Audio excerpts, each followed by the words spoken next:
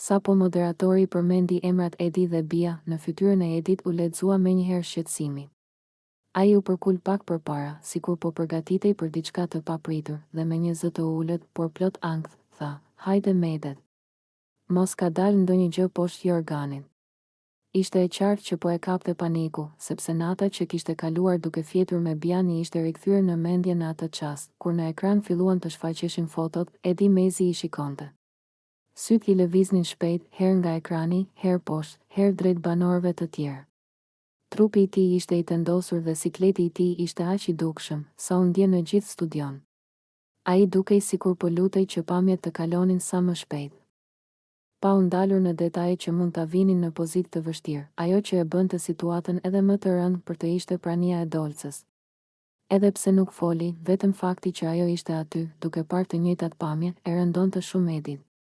Ai e ndjente vështrimin e saj, qoftë edhe në heshtje, dhe kjo i shtonte sikletin.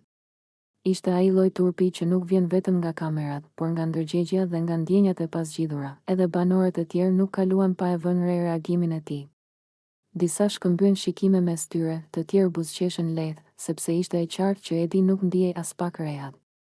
Pamjet që po shfaqeshin ishin kthyer në një pasqyrë publike të zgjedhjeve të tij. Dhe për herë të parë ai dukej se po e ndjente peshën e tyre. Në ato momente, Edi nuk ishte më ai djaloshi i sigurt që merrte vendime pa u kthyer pas. Ai ishte një njeri i zënë në befasi, i mbërthyer mes asaj që kishte bërë dhe asaj që ndjente ende.